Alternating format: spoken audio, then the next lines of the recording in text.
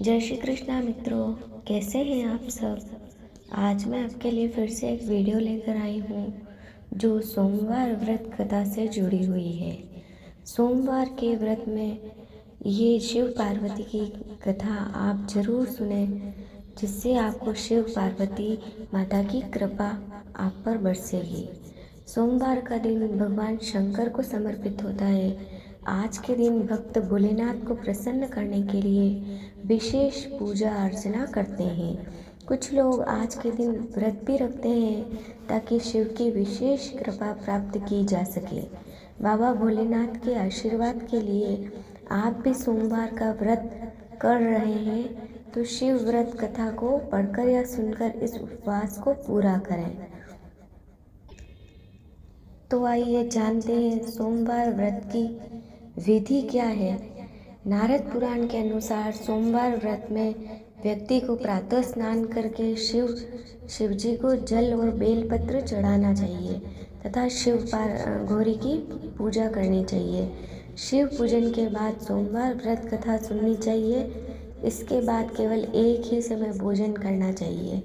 साधारण रूप से सोमवार का व्रत दिन के तीसरे पहर तक होता है, मतलब शाम तक रखा जाता है।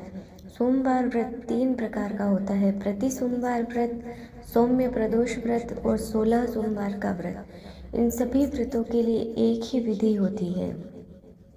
तो आइए मित्रों जानते हैं सोमवार व्रत की कथा क्या है। एक समय की बात है, किसी नगर में एक साहूकार रहता था। उसके घर में धन की कोई कमी नहीं थी, लेकिन उसकी कोई संतान नहीं थी। इसी कारण वह बहुत दुखी था। पुत्र प्राप्ति के लिए प्रत्येक सोमवार व्रत रखता था और पूरी श्रद्धा के साथ शिव मंदिर जाकर भगवान शिव और माता पार्वती जी की पूजा करता था। उसकी भक्ति देखकर एक दिन माँ पार्वती प्रसन्न हो गई और भगवान शिव जी से उस साहूकार की मनोकामना पूर्ण करने का आग्रह किया। पार्वती जी की इच्छा सुनकर भगवान शिव ने कहा कि हे पार्वती, इस संसार में हर प्राणी को उसके कर्मों का फल मिलता है और जिसके भाग्य में जो हो उसे भोगना ही पड़ता है।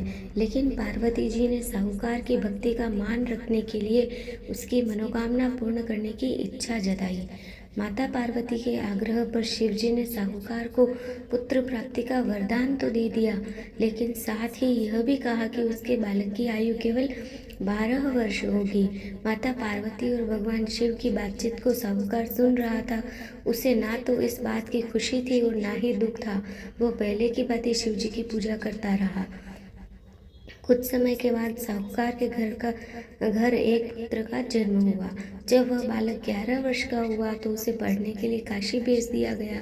साहूकार ने पुत्र के मामा को बुलाकर उसे बहुत सारा धन दिया और कहा कि तुम इस बालक को काशी विद्या प्राप्ति के लिए ले जाओ और मार्ग में यज्ञ कराना। जहाँ भी यज्ञ कराओ वहाँ ब्राह्मणों को भोजन कराते और दक्षिणा देते हुए जाना। दोनों मामा भांजे इसी तरह यज्ञ कराते और ब्राह्मणों को दान दक्षिणा देते काशी की ओर चल पड़े। रात में एक नगर पड़ा जहाँ नगर के राजा की कन्या का विवाह था, लेकिन जिस राजकुमार से उसका विवाह होने वाला था वह एक आंख से काना था। राजकुमार के पिता ने अपने पुत्र के काना होने के बात को छुपाने के लिए एक चाल सोची। साहूकार के पुत्र को देखकर उसके मन में एक विचार आया। उसने सोचा, क्यों न इस लड़के को दूल्हा बनाकर राजकुमारी से विवाह करा दूं। विवाह के बाद इसको धन देकर विदा कर दूंगा और राजकुमारी को अपने नगर ले जाऊंगा। लड़के को दूल्हे के वस्त्र पहनाकर राजकुमारी से विवाह करा दिया गया, लेकिन साहूकार का पुत्र ईमानदार था। उसे यह बात न्याय संगत नहीं लगी। उसने अवसर पाकर राजकुमारी की चुन्नी के पल्ले पर लिखा कि तुम्हारा विवाह तो मेरे साथ हुआ है, लेकिन जिस राजकुमार के संग तुम्हें भेजा जाएगा वह एक आंख से काना है। मैं तो काशी पढ़ने जा रहा हूँ।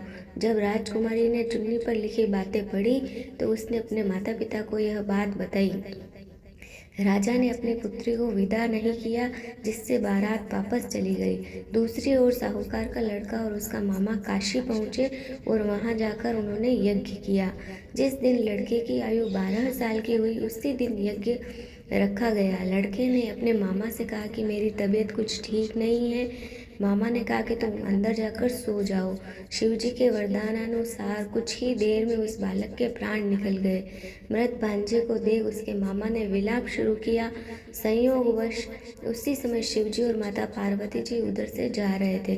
पार्वती ने भगवान से कहा, स्वामी मुझे उसके रोने के स्वर सहन नहीं हो रहा, आप उस व्यक्ति के कष्ट को अवश्य दूर करें। जब शिवजी मृत बालक के समीप गए तो वह बोले कि यह उसी साहूकार का पुत्र है जिसे मैंने 12 वर्ष की आयु का वरदान दिया। अब इसकी आयु पूरी हो चुकी है, लेकिन मातृ भाव से विभोर माता पार्वती ने कहा कि हे महादेव, आप इस बालक को और आयु देने की कृपा करें, अन्यथा इसके वियोग में इसके माता पिता भी तड़प तड़प कर मर जाएंगे। माता पार्वती के आग्रह पर भगवान शिवजी ने उस लड़के को जीवित होने का वरदान दिया। शिवजी की कृपा से वह लड़का जीवित हो गया।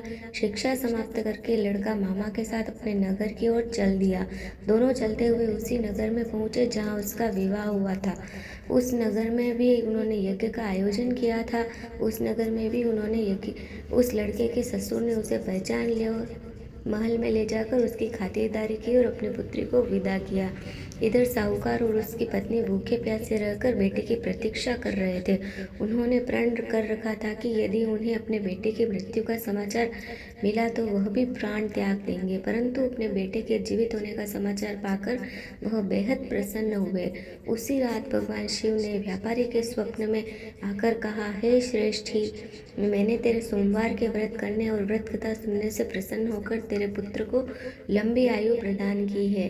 इस प्रकार जो कोई सोमवार व्रत करता है या कथा सुनता और पढ़ता है, उसके सभी दुख दूर होते हैं और समस्त मनोकामनाएं पूर्ण होती है। इस प्रकार से मैंने इस वीडियो में आपको पूरी व्रत कथा और व्रत की विधि बताई है। अगर आपको मेरी वीडियो ज़रा भी पसंद आए तो वीडियो को लाइक, शेयर एंड सब्सक्राइब करना ना भूलें। तो मिलते हैं नेक्स्ट वीडियो में, तब तक के लिए राधे राधे मित्रों।